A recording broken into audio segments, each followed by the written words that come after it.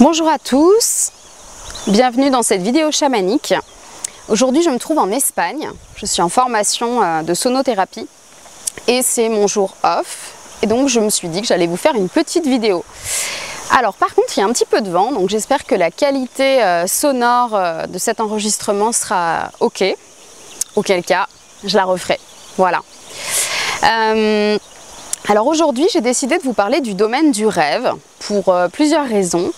La première raison, c'est que j'ai l'impression d'être en train de vivre un rêve aujourd'hui et par ailleurs j'ai tous mes esprits spécialistes du rêve qui sont présents dans ce lieu. Donc il s'agit de la libellule. Et c'est vrai que dans le lieu où je me trouve actuellement, il y a des libellules absolument partout, c'est-à-dire il ne passe pas une heure sans que je croise une libellule. Comme je vous l'ai peut-être dit dans certaines vidéos, il se peut parfois que vos esprits se manifestent dans la réalité non ordinaire et dans ce cas-là, ça veut dire qu'ils sont présents pour vous. Donc ça c'est la première raison qui m'a poussée à vous faire cette vidéo-là. La seconde raison, c'est que cette nuit j'ai fait beaucoup de rêves et dans ces rêves, il y avait justement mes esprits alliés du monde d'en bas qui étaient présents et aussi des amis avec qui je suis en lien, qui sont apparus dans mes rêves et notamment l'une d'entre elles qui m'a quand même confié quelque chose dans mon rêve et il se trouve que ce matin elle me l'a confié dans cette réalité. Voilà, donc j'ai trouvé ça intéressant, je me suis dit ok c'est bon, j'ai mon sujet. Donc le sujet du rêve, c'est un vaste sujet, c'est un sujet vraiment passionnant et vous trouverez toujours des personnes qui sont vraiment spécialisées là-dedans.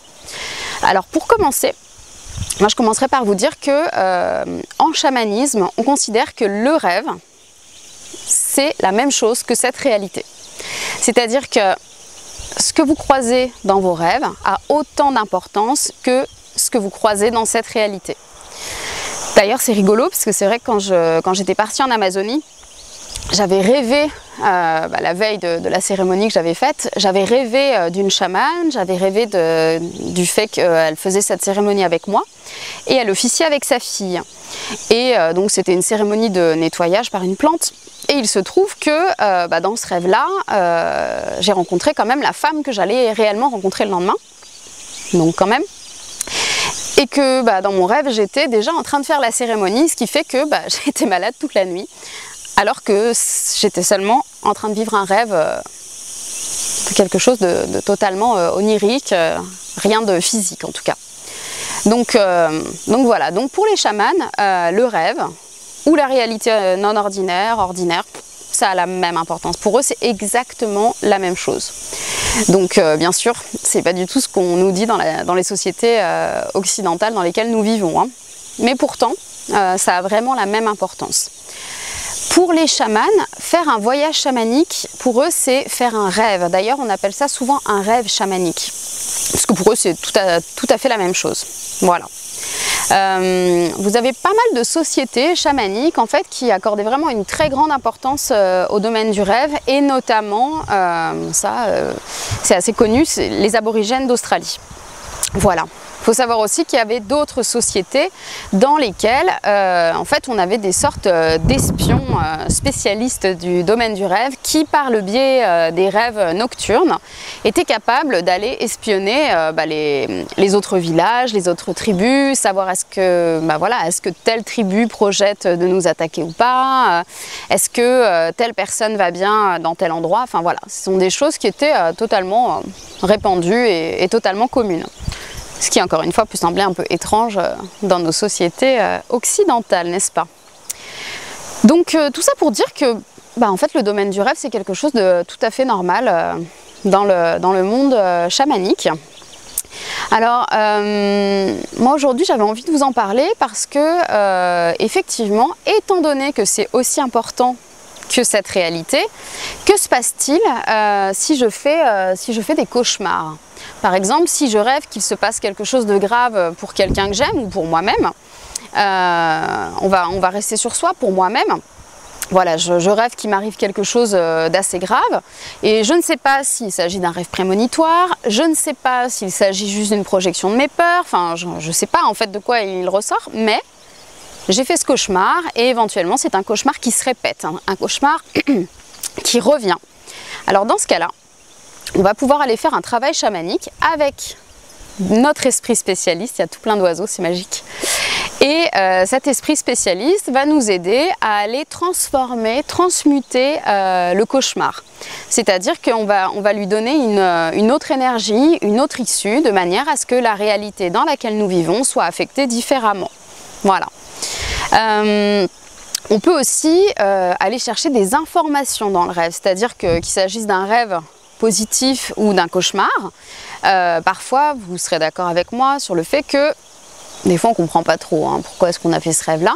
Et bien on va pouvoir avec notre esprit spécialiste aller chercher d'autres informations dans le rêve. Alors soit on va pouvoir le faire nous-mêmes, soit on va pouvoir demander à un chaman de le réaliser pour nous. Donc ça fait partie quand même des choses assez intéressantes. Ce qu'il est également possible de faire, c'est d'ouvrir la porte de ce qu'on appelle les grands rêves. Alors les grands rêves, ce sont des rêves dans lesquels justement vous avez des indications qui vous sont données par vos esprits, soit les guides du monde d'en haut, soit les esprits du monde d'en bas, soit des ancêtres, enfin voilà ce genre de choses. Et dans lesquels vous allez avoir des informations qui sont importantes, qui sont vraiment capitales. Vous savez, c'est le genre de rêve, vous vous réveillez et vous vous dites « Ah ouais, ok, là, c'était pas un rêve, là, c'était vraiment sérieux et cette information, il faut que je la suive. » Donc, on peut aller ouvrir cette porte-là pour les personnes pour qui c'est pas super simple d'avoir ce genre d'informations. Et les cigales s'emballent quand je dis ça. Ce qu'il est également possible de faire, c'est d'aller travailler sur le rêve symbolique, c'est-à-dire se dire par exemple quelle est la vie de mes rêves et comment la mettre en œuvre. Donc ça, on va demander à nos esprits, c'est quoi la vie de mes rêves finalement, parce que moi je crois savoir, mais au final qu'est-ce qu'ils en pensent mes esprits, et comment la réaliser. Alors bien sûr, vous verrez si vous pratiquez un petit peu les voyages chamaniques que les réponses des esprits sont toujours un petit peu sympathiques, parfois biscornues, mais voilà, vous aurez des réponses. Donc ça fait partie des choses moi que je pratique dans certains ateliers. Mais comme je vous l'ai déjà dit, tout est possible, tout est envisageable, on peut créer un petit peu ce qu'on veut. À partir du moment où on a nos esprits spécialistes, on peut aller leur demander absolument tout ce qu'on veut comme indication, comme information, comme aide, en lien avec le sujet qui nous intéresse. Donc voilà pour le domaine du rêve, je pense que j'ai fait le tour globalement, peut-être que je ferai des rajouts un petit peu plus tard. Merci beaucoup.